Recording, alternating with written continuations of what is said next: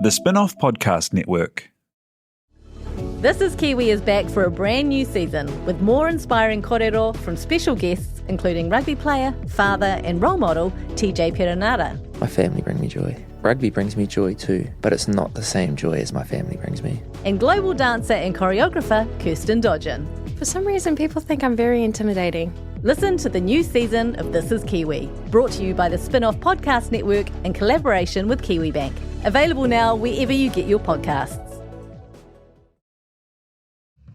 Kia ora, this is Toby Manhire, here to urge you to tune in to Gone by Lunchtime, a podcast with me, Annabelle Lee Mather and Ben Thomas, tackling the world of New Zealand politics, from policy to polling, from scandal to psychodrama. Listen to Gone by Lunchtime, brought to you by the Spin-off Podcast Network, wherever good pods are sold.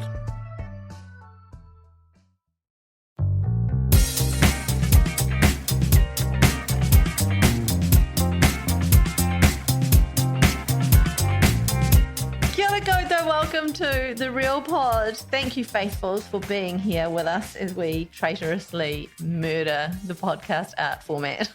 Do you think there are any traitors in this select group? I think we all know who the traitor is. The ultimate traitor, Susie Alexander. But she banished herself. Surely she's not paying. She's definitely not paying. She's long gone. She banished. Okay, this is The Real Pod, and this is the episode in which we're going to be recapping Traitors Week 3. I'm so excited. What an absolute banger of a show. But first of all, Casey, Duncan Greive, welcome along. How are you? Hello. Very good. God, it's so sunny here. Sorry. Stop so sunny. I feel like you're being paid by Christchurch Tourism to talk about how sunny it is all the time. I can't even see any sun on your face. Do we need to put hashtag ad on there? Oh, yeah, but that could be anything. It's blown out.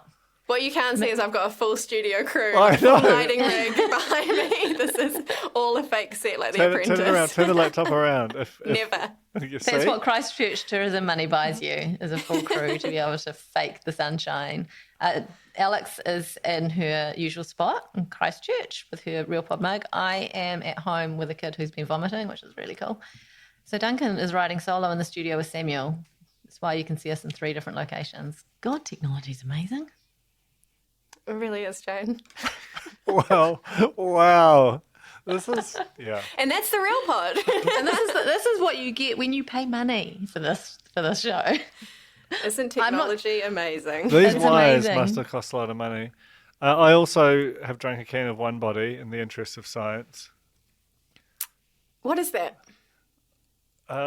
One Body is it's like it's an all natural energy for active bodies energy drink given to me by my colleague Jane from Hexwork Productions, and it's doing the job. Feels like slow release, you know. It's not like when I shotgunned that C4 a couple of weeks ago. This is more gentle. It may also be to do with the way that your intake is. You're just drinking it like a normal person rather than shotgunning it. So yeah, it's also like a normal size can. There's a lot going on. Okay, there's a lot going on. Anyway, look, I think I don't have to do any housekeeping because you're all paid up subscribers. You're presumably all cornies. Otherwise, how are you here? So let's just get on with it. Here's the real news. In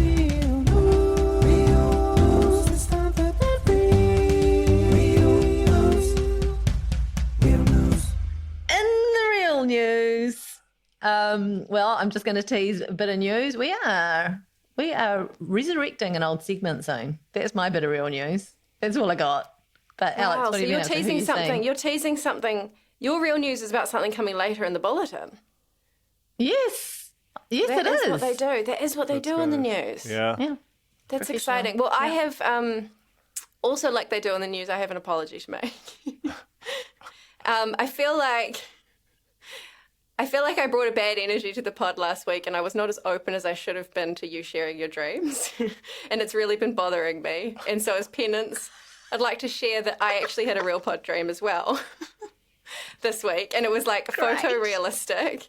It involved me. We recorded a podcast and I went to upload the post in the back end of the website and I went to find a photo.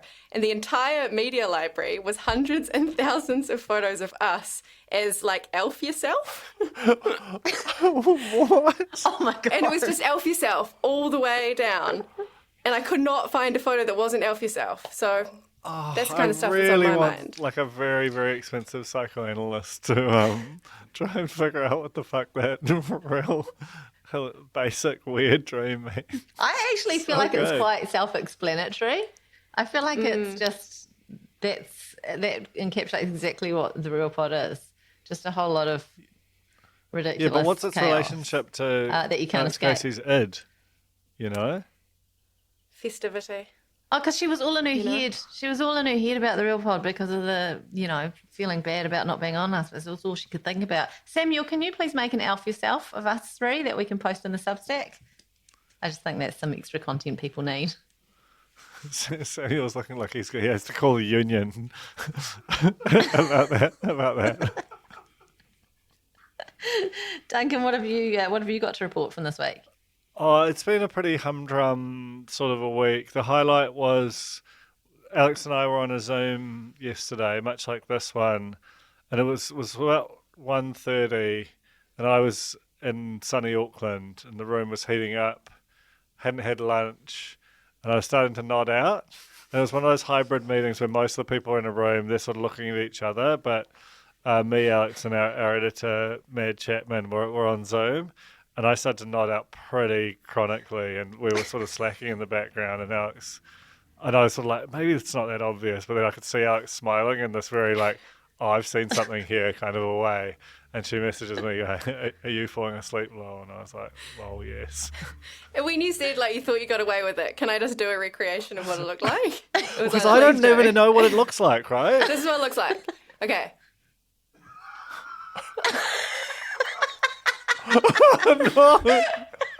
Oh no! Like that. Okay, no, that is quite obvious.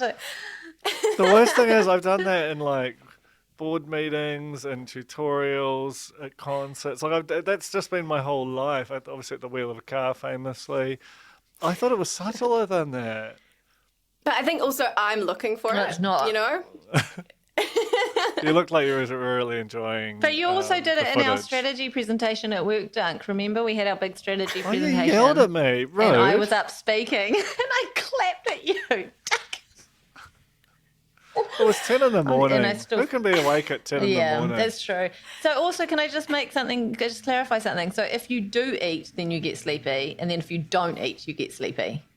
Yeah, there's a sweet spot where I've eaten relatively recently and had a good 9 hours when I might stay awake. But I'm always awake on the real pod. That's my promise to you. I have some personal news to share. Very exciting. Please do. Last night, my partner Joe was cooking dinner, and I came into the kitchen to say hello and check on when dinner was going to be ready because I was hungry. I wanted my nachos. And he had something on his eye. And I was like, turn around, wait, you've got something on your eye. There's something on his eyelid. And I picked it off. Telly dot? And That's what I'm thinking too. it's not going to make sense to anyone. And I picked it off and I started screaming because I realised it was a little piece of cotton, a.k.a. Cotton-Eyed Joe! Oh, no! I know! I was screaming. Where did it come On the from? kitchen floor. Where did he go? Where did it go? It went back on the eye so I could take a photo of it. Is that a story? It's something, right? That's my what I was God. saying off mic. I was like, I don't know if this is like a tweet or a joke or maybe like a film. I just don't know. It definitely deserves to be like a line on the Wikipedia page of the great Scandi pop anthem. Wow. I got chills. I think that there's those moments in life where something happens and you look around because you're like, please let someone else have witnessed this moment. And that's one of those moments where like you've just discovered a gold ingot, and no one else is there apart from Joe to I witness know. it. So he was very obliging in making me put the cotton back on his eye and took an ECU of the moment for posterity. How did he respond? Did he like... He was happy about it too. Like he was excited. But he was also, cooking the dinner and all this sort of thing. I was just sort of fucking about, But yeah, huge moment. I felt like I couldn't breathe. I was just so hysterical. It's like you need to rig your house with cameras just in case something like that ever happens again. Because you don't want to have to be recreating it. Imagine having a sort of Russian dash cam kind of style footage of that actually happening. It'd be unbelievable. Yeah, that's my big news. It's great. It is honestly the biggest of news, but we do need to go on. I have some real news that is, kind of old school real news, married at first sight real news. You remember Dean Wells, of course, Tracy, my little lady. He's gotten himself engaged, real life engaged.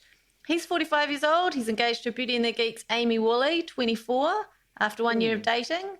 They got some. They had an engagement photo set up with some camels, which is lovely. She had a completely see-through outfit, no bra, completely just liberated kind of an outfit for her engagement photos. And he's ready for marriage finally after the heartbreak of Tracy Jewel, the jewel in our crown. Wow! Did he propose in a rap? It doesn't say, but you will notice. Amy, you could do the rap. Amy, my little lady, you could just reuse it. Yeah, which is quite good. Happy for him, I guess. Happy for you to have a great, lovely marriage with your camels. That's all. That's the real news. We're actually going to move on to an old segment now. Haven't heard this sting for a while. It's the real review. This is great. 5 out of 5 from me. The nicest thing that's ever happened. And that's the real review. Quick, go. What's your review, Duncan? I watched a show called Fisk. I don't know if it feels like I just found it buried deep in the guts of, I think, TV NZ On Demand. And it's an Australian sitcom set in a small town, this kind of disbarred lawyer. And it was very, very good. And it was very good in the way that all of the six episode New Zealand sitcoms aspire to be, but never quite are. And they'd sweated the script. It's that thing that you're always kind of looking for, but kind of feels increasingly out of reach. And that's one thing about the writer's strike that I think is weirdly cool, is that it's sort of pausing on the overproduction of content we've been doing for years and allows us to excavate into the belly of the beast. Also, Alex, I was texting you about this. Jamie Demetriou's his hour-long Netflix special. This is the Stathlete Flats guy, an icon to us. The best moments of that, it's like a sort of a weird sketch comedy thing that goes through life, includes an outstanding kind of Love Island riff called Kiss Villa, which is just so disreputable and fucking freakish. And also, if you're a parent to a teenager, there's a sort of a love scene involving two teenagers, which is just beautiful. So yeah, had a great week in the guts of a recent TV history, personally. Oh, nice, Duncan. What about you, Alex? I've got two real quick. Below Deck Down Under Season 2 is great. I mean, you might have made headlines last week. There's kind of a disgusting scandal that happens halfway through the season. And our girl, Aisha Scott, handles it like a total legend. She is just amazing this season. We also have the return of Culver, which means the return of Keith Stone. Oh! And it's a great feeling to be back. I highly recommend. I know we were kind of dark on last season after Duncan promised it was quote unquote the most incredible season of television ever made, even better than The Wire. But it's really, really good, so I highly recommend that. It's also, there's this kind of weird layer to it. If you know what's coming with that gross bosun Luke, you can see it everywhere, and that's kind of chilling, but also kind of fascinating. Also, Taskmaster Season 4 is back on TVNZ On Demand, and TVNZ 2. It is incredible. Bubba, who most people probably know as Tina from Turner's, has already got a massive arm tattoo of the entire cast, just to win a prize task in the studio, and that's only episode 2, so who knows what else is coming. Highly recommend. Like a real tattoo? A real tattoo. Wow. Of Karen O'Leary, Melanie Bracewell, Ray O'Leary, and Di Henwood. That is kind of rocks. Wild. It rocks, and it's kind of a weird take on their faces. That's good. That's really good. Quick update. Fisk is actually on Netflix. My bad. Okay, I'm going to give something a review that it's like a bad review, okay? Ooh. Prime, the drink, if you know about it, you have children of a certain age. This is a Logan Paul and some other YouTuber collaboration. It's a ridiculous price. I took word got round that the local dairy had some. I went in thinking, okay, like what, $5 tops for a bottle. The guy's like $23. I'm like, pardon? I had to make him repeat it like 5 times, like 20 like dollars, not like 23 cents or anyway. I couldn't figure out currency. Anyway, I laughed my way out of the shop before going back and buying 2 bottles a week later because it was the twins' birthday, and literally that was all they wanted was some bloody Prime. Wow! Made their days. They were so excited. We got the ice pop and the blue raspberry, both very sickly, very, very, very sweet, very, very syrupy, very, very, very not worth $23 unless once it's been consumed, you poke a little hole in the back, chuck some LED lights in and repurpose it as a lamp, which is what we have done. Wow. I want to see a pic of this lamp. Yeah. I mean, I can go get it for you. Talk amongst yourselves. I'll be back in 2 Oh seconds. my God, here she goes. Have you tried any Prime, Alex? No. wanna- I have no desire to. I'm also scared that I will die. Yeah, that does seem to be one of the things that happens. It seems weird that there's this sort of drink that's like a known death drink that you can just buy so long as you're willing to pay heaps for it. Yeah. Well, it's true of alcohol, I guess, but you know. Are you ready? We're ready. Just looks like an ordinary bottle of drink, doesn't it? $23. I like the aesthetic. Doesn't. Wow. Wow. You should be a bloody mummy blogger with that kind of stuff, Jane. Look, it was someone else's idea. This is not an original idea. You know, someone else did this with their Prime bottle. Have you done a TikTok of that? It No. really feels like that's.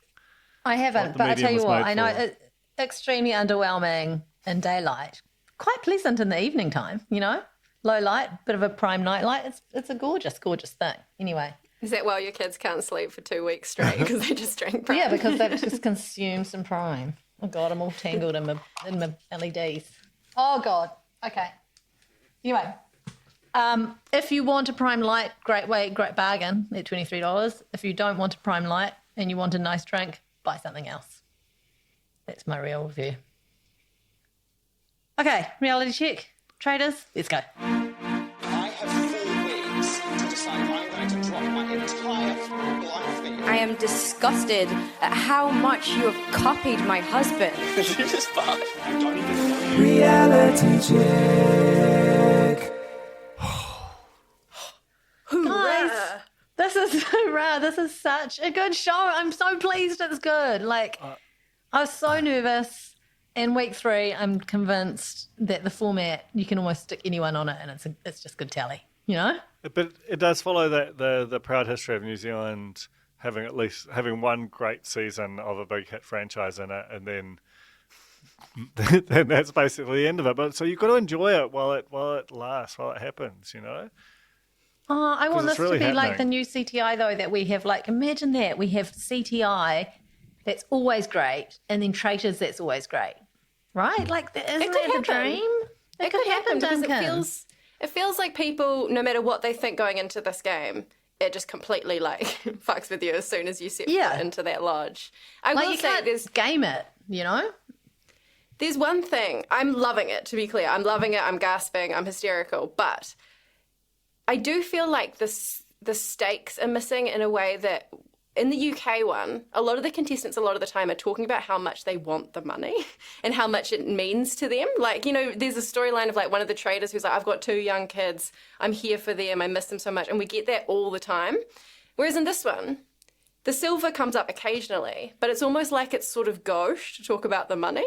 And Yeah. I feel like it's just missing that like extra weight. Like it feels like they're playing just for the game's sake, which on its own is fun enough to watch.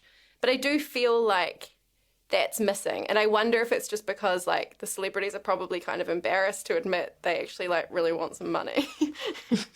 Maybe they Of need course. to like, but I feel like for some of the celebrities, there's not enough money. There's no plausible way to make it financially viable to make it enough money that they would actually care about it. You know, because doing quite well at being celebrities. So maybe for them, they need to do something different, like take a family member hostage and only release them if they win. Yeah, they need to do that for Anna Reeve, because in a backwards way, while you were talking about, people need to stay on for their family, she at one point was like, I really need to stay on the show because I miss my children. Oh no, she said I miss my husband. And I was like, does that not mean that you wouldn't mind being sent home? But maybe what she's saying is like, look, I'm doing this thing, I'm away from my children, I have to make it count, But it kind of sounded like, I gotta keep on the show as long as I can because I miss everyone at home. Yeah. And I don't know, it just like, it makes me think about the fact that like the Traitors thus far up until this week were all kind of celebs, and then the first normie kind of got brought in and got shafted straight away. Intentionally shafted. I mean, there's so much to talk about with that. This is true. I just think it's class warfare. Anyway, moving on. It certainly is. I can't believe, as we come into the first episode of this week, that no one has even considered Dan as a traitor.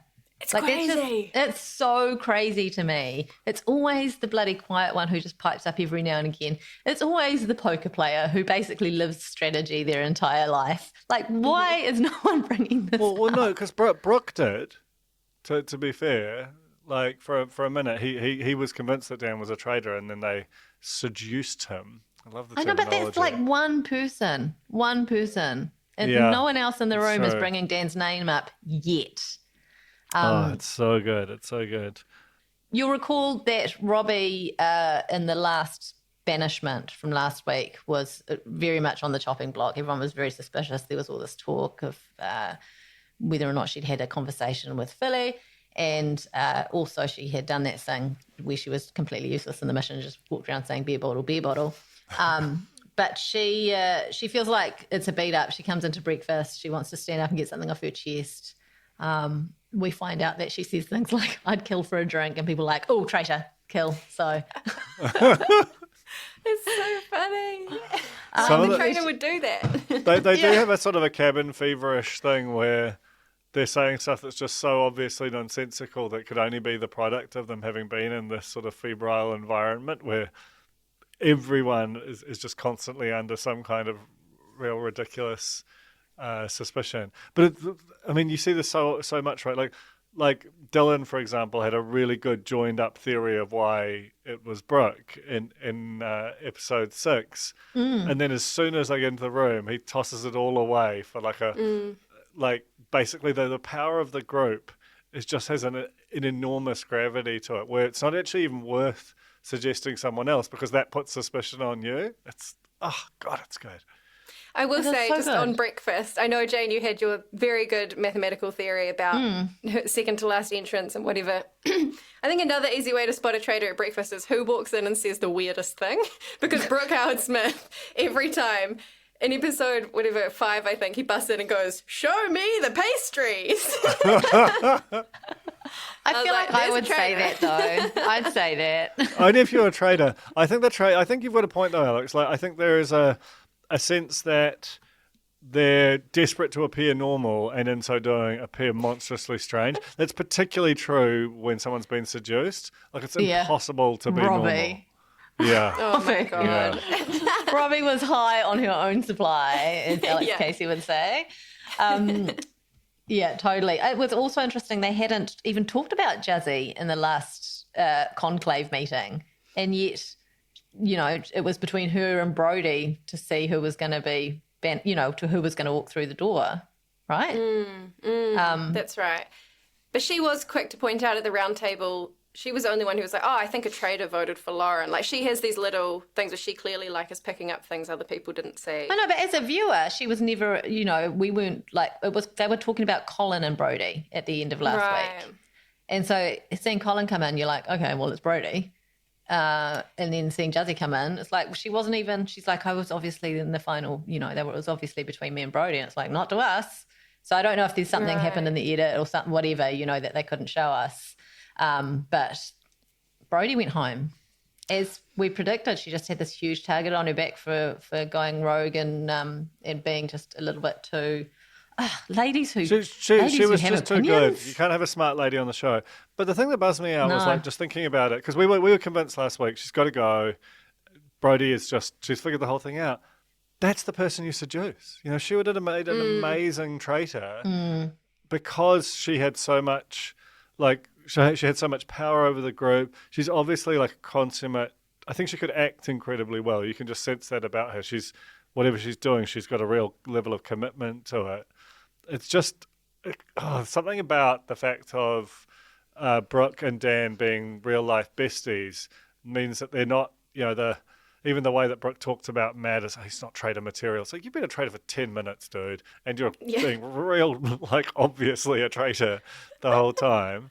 Calm down. But it's like they don't want anyone in their kind of cool duo. They're only going to seduce someone as a pawn in their game. So they're going to seduce someone purely so that they can throw them under the bus, which is what they ended up doing. I love how much Paul Henry. Paul Henry swinging his cane around at breakfast and then trying some stand-up comedy.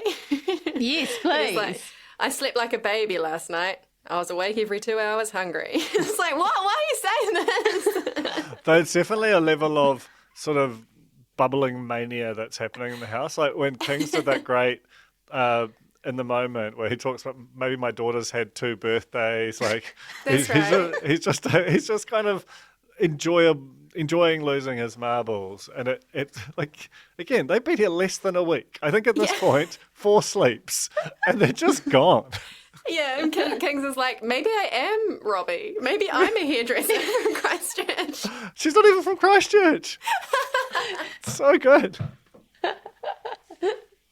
Kings is so great because he also in the moment he gave away that he has like done his homework, because he's like, you can watch every season of this show and think you know what you're coming in for, and then you get here. It's like everything. Like we hear this all the time about reality TV. But I'm just cracking up at the idea that King's got the call up and then basically spent the entire time between the call up and coming on the show just mainlining every season that's been released in other countries. It's super cute image for me. Really Love is. Kings. Love to hear more from him this week. Worried about his future. Yeah, me too. I'm worried. And the mission was this heavy barrels thing of wine. It was confusing, but the most important I think it wasn't bit just was wine, that... Jane. I think it was vin au rouge. It was amazing how much Francais we got out of Paul Henri this My week. vin au rouge has been delivered to the wrong place. Quelle horreur. The best part was, I thought, well, there was a lot that was fun about this challenge. I actually watched it, so that tells you something. But when they got the barrels across the line, they'd been sloshing the whole way. There was no way that this limit of a certain amount of wine that could be lost was met. And Paul Henry was just, fine every time. It was a real good kind of, this is the actual manifest level of care that exists in these challenges. He just eyeballs it, and I don't think he was that familiar with where the line was prior to them arriving. Sometimes doesn't even eyeball it. He's just having fun. But then Sam just absolutely loses it over them breaking the solemn pact that they'd made, which on some level I understand, on another it just felt excessive. No, I got it because I think as perhaps he's not the most physically fit out of everyone there, and it was kind of this thing. It's like, this does require teamwork. We're volunteering some of our strongest people to go first. It's giving them a huge advantage beyond what they already have, and we're doing that on the basis. But everyone agreed. That's the main point. He did say, if people didn't agree with this idea at the beginning, just speak up and say you don't agree, and then we won't be surprised when you go over the line. But everyone was like, yeah, that sounds like a good plan. So I can understand his frustration. What completely blows my mind about this is how much of, like, I'm sorry, but how much of a jerkwad Brooke was at the end of this challenge. Jerkwad? Still, Wow. Still no one seems to be, like, onto him. Like, if Robbie is high on her own supply for being seduced, Brooke is just whatever the next level of that is. But he's kind of been jerkwadding. He's been jerkwadding from the start. He does have this some new kind swagger of to his wad. I don't know. It's a bigger wad. But But yeah, it was so, I felt so bad for Sam Smith, but at the same time, I am also like, how on earth would you have decided if you had lined up before the line which 6 go through, whatever. But seeing Sam Smith go from the absolute seemingly nicest man to ever walk planet Earth to being like, I'm actually a bit miffed. And like just trying to hold it all in was really beautiful. And I love his, he's like, I thought we were going to do this democratically. And I just really felt for him. And yeah, you're right. Then Brooke started kind of like gaslighting him and being really condescending. And it was horrible. I think Brooke could have just, the best way to play it would have, anyone who went over the line should have just been like, I just got caught in the moment. Like I forgot, like it was a confusing plan that we had and I forgot. Because who was it? Was it Philly who genuinely did forget? Well, no, he didn't though. Because that's the thing, he claimed to forget. I think he realised afterwards, but I think in the moment when he was just trying to help get things across the line, he didn't realise. I don't know though, because Colin brought it up at the round table that he was like, I wonder if I can get 2 goes at this. And he sort of leapt into it and did ultimately Oh, get well, maybe two he's a goes traitor at it. then. Yeah, well, no, but I thought that actually is classic faithful behaviour. Right. But I think Philly protested too much with the like, oh, I'm just this innocent strong man. I think he kind of knew that he was playing the game well at that point. 200 push-ups every morning. Your That's thoughts? quite a lot. I could do 3 maybe at best. How much could you do, Duncan? Duncan? I don't want to say. Ooh. Oh, well, now you have to. A number too large. It's very much a lot less than Philly. Look, it doesn't matter how many press-ups you're going to do. If you are the number one target and the herd mentality kicks in, you're going home. That's it. It's so sad that he had the shield to protect him if he made it through banishment. Like, wasn't going to save him from banishment, though. And I thought it was interesting how we didn't see anyone discussing kind of their thoughts and ideas about who should be put up before. You know how they kind of, in the run of the show, they normally have the mission and then afterwards there's like little drinks and things and they have their talk about who they're going to put up. They didn't show any of that. And I think the reason is because everyone was going to put up Philly and it would just be giving it away before we got into the round table. So because the episode did miss that. The sort of, like they were just talking about the sort of the show or the game, but not at all about who the bad one was. Wasn't there, though, a chat in the lounge with Sam Smith and all the others that didn't make it into the armoury, realising that they felt like they had been duped and also going, we've actually got more numbers than they do? Because it felt like it was leading up to a Brooke banishment. I really thought that's what we were getting. Like, Sam was really on the trail of Brooke. And then it feels like they go to their little chalets and they just forget everything. Yeah. And they come back the next day, show me the pastries, and they're charmed again.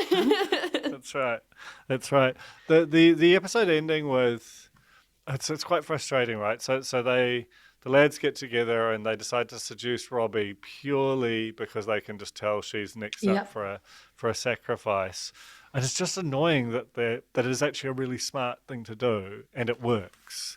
It works, I know, but has it worked the way they want it to?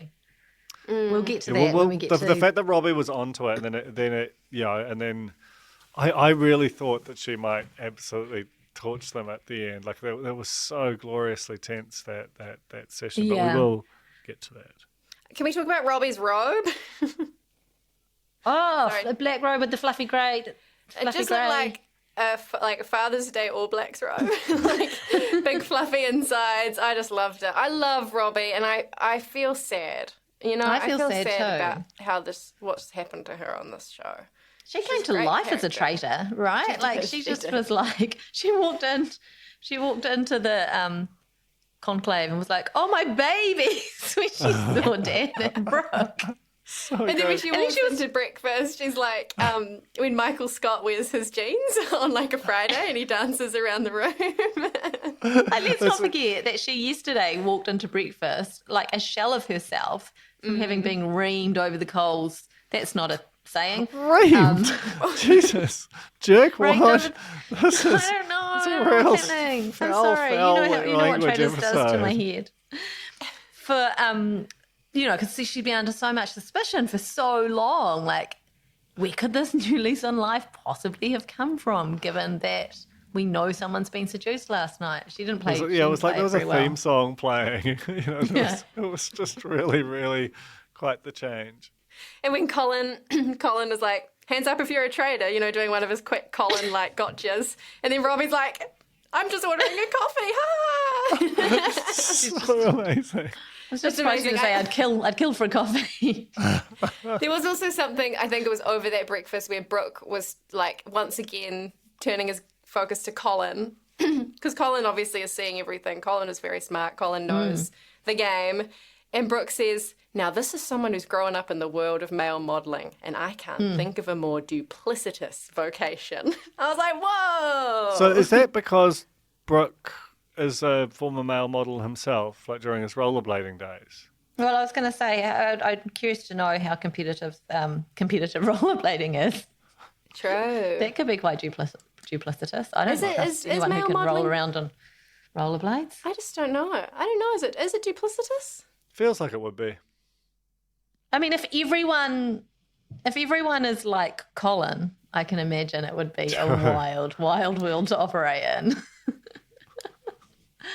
People are starting to get onto the Traitors, though. Like, Dylan's got a really good case for Dan. And later on, he has a really good case for Brooke. But Really good case. Really, really good very case. sound. Did you notice that they're driving their own cars this time? Yeah. Yeah. Was that what's normal? happened?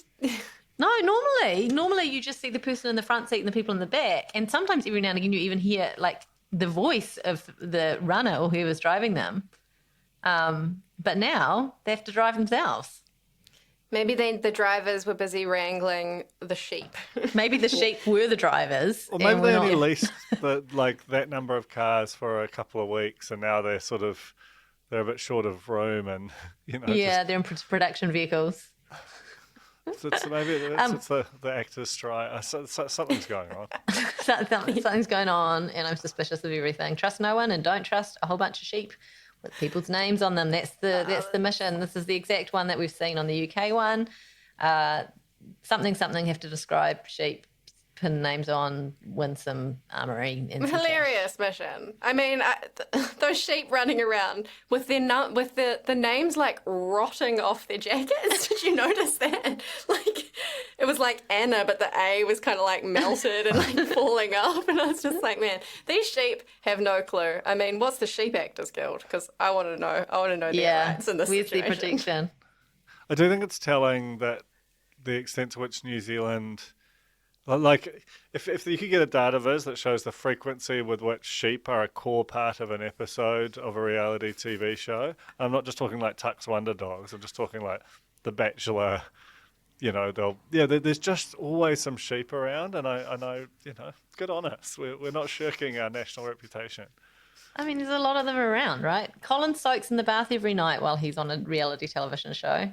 That is how to do it, right? We found that out here, that he goes every night, while he's soaking in the bath, he's in his head thinking about the game.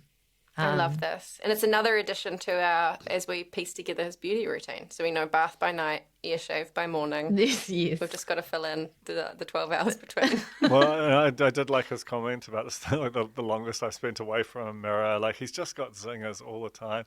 Just All the slicing up a time. mango. Really, His life. Hey, he's got that beautiful fan in his interviews now. Like, just Yeah. stunning accessories, the shawl at breakfast.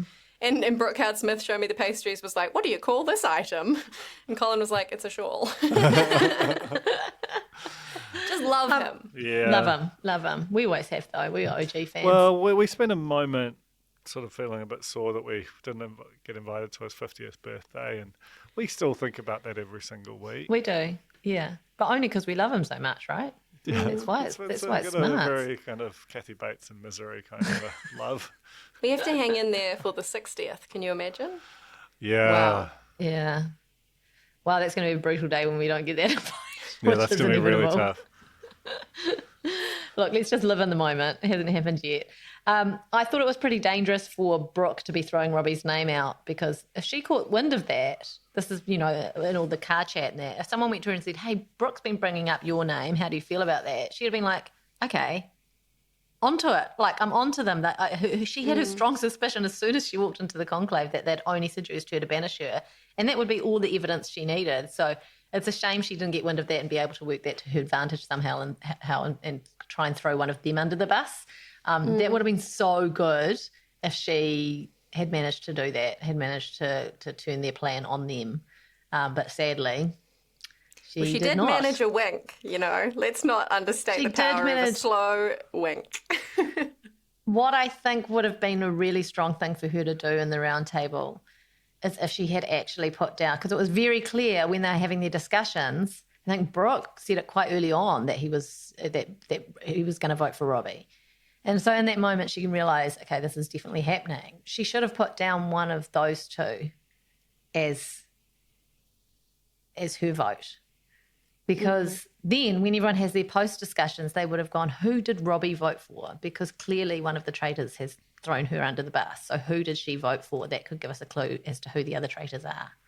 True. Am I thinking about this too much? Do I live in this? Sure, it's fine. I vagued out. You're so smart, Jane. I've got she'd been betrayed and could have left a morsel behind. But she also did wink in the Jane Yee wink way. Yes. With both eyes. Yeah, It was very charitable description of a blink as a wink. it was like Whit calls Santa. Did you hear that screech? Sorry, I've got a child. You all right? Okay. Interestingly, I think the post-match chat straight after the banishment, I think that's a dumb move. Don't immediately go back to the cocktail party and talk about things, because Anna has shown that she's onto Dan. It puts her immediately at the top of his mind just as they're about to go in and do a moida.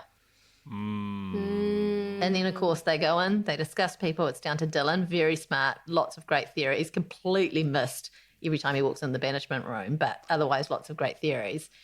Anna, who we've just spoken about, or Juzzy, also very smart, very consistent. I will be sad to see any of these people go. One of them's going to go, and I'm sad about it. I want to see Juzzy as a traitor. That's what I want. That's because she's wanted that from the start. She's also been a great faithful. People really trust her. She's clever. I don't know. She'd never get picked. Yeah. Did you guys watch till the very end and see the throw forward to next week? Mm-hmm. Because it was very spicy. It feels like there's some kind of, maybe it's someone returning, that there's some kind of... Yes, someone walks into the conclave. Huge shock. There's a coming knife. down the Maybe it's our granny gamer. door. Maybe I it's don't our think it's gamer. Dan Fury. Is that his name? Sam. Sam Fury. There's a lot of Sams and I Dans. don't think it's any kind of Fury or Fury for that matter. But I Maybe think it's Brody. Maybe they bring back Brody. Because who else would be valuable to bring back? Matt Heath will pants it. Robbie will pants it. Sam Fury is kind of an unknown entity. It's a the really... psychic? Could be the psychic. Could be the psychic. But if they bring someone back... I can't. You can see what this is doing to me. I can't deal with what Go back that to your might mean. corkboard, Jane. I don't. Get your string out. I watched the previews for the next week, but I deliberately try not to pay too much attention in case I see a spoiler. I don't feel like I'm not like I've been burnt too many times by spoilers and previews that now I've trained myself to just kind of like just very top line the preview. So I know nothing. I'm excited though. It's a hell of a show. Really loving it. I can't believe there's only a few weeks left, with 2 episodes a week. It's we're getting through it quickly and it's sad. Yeah. Like realizing that the round table's like pretty sparse now, and you actually lose kind of 3 or 4 people a week. Possibly. Yeah, you can't get that kind of 3 people on the chopping block kind of thing. We've lost the sort of tension in who's it going to be, this person or that person, because everyone's just like you voting for the same person. The first 5 people vote for them. It's like, oh, well, you're gone. We just have to go through the theatrics of the next 4 now, Or you do a joke vote like Brooke Hart-Smith for some reason, which was stupid. Yeah, I just don't know anything, despite having spent the whole day casting aspersions on people. I really You're just so want Brooks. implausible. I feel like Brooke's days are numbered because he's throwing out, like you said, Duncan, at the top of this episode, he's throwing out all the traits of a traitor, all of them. And I don't know why people aren't onto him. I just don't. And it looks like attention's turning to Dan, so Godspeed to Dan. He's been very, very good so far. But I do think once the heat is on you, it feels like impossible to get out of it, right? Yeah, because you can suit the narrative either way. Like someone's done something as a faithful or they've done it as a traitor. You can always find some sort of weird reason why someone might have acted a certain way if they're in either party. All you have to do is get people to buy into it. Well, you just have to Anyway. ask them, are you a traitor? And in the same way that whether a witch floated or drowned was incontrovertible proof of witchhood, asking someone is just, you can't argue with that, you know? Tell you what Kings did do, though, because he was very much on everyone's list this week. It was going to be between him and Robbie, and he ran around just prior to the banishment and basically got in front of every single person, did some politicking, and was like, it will be a wasted vote. I am a faithful. I'm just letting you know, I'm using the magic words. I am a faithful. I am not a traitor. And it worked. So I think that's, for A traitor would never do any of that. us are ever going to be there, yeah, that's something to do. If you're a traitor and trying to hide it, or if you're faithful and trying to prove it. Just say you're faithful the whole time. And also the way that Kings looked really, really deflated, at the round table. Like, I don't know, here's a real one. He's There's such a a real real one. one. All right, Kings. And I think we should think more about how the fact he was on The Masked Singer, and that was also really cool. That was really cool. I want to go back Remember and watch that when now. from 8 months ago? 5 seconds ago. Hey, thank you very much, everyone, for listening. We will be back next week for more Traitors. We also want to say a huge thank you to you for subscribing with actual money that helps keep this weird little boat afloat. We truly appreciate it. Thank you, Duncan. Thank you, Alex. Thank you, Samuel. Thank you to our Traitors and Faithfuls. Thank you, Jane. Are you curious about how business can be better? I'm Simon Pound, and I host Business is Boring, a podcast where I kōrero with some of the most interesting people in entrepreneurship, commerce, and making things happen. Tune in to Business is Boring every Tuesday, brought to you by the Spin-Off Podcast Network in partnership with Spark Business Lab. Kia ora, I'm Alex Casey, Senior Writer at The Spin-Off. We wouldn't exist without the ongoing support of our generous members. If you're able to, you can make a donation at thespinoff.co.nz/donate. The Spin-Off Podcast Network.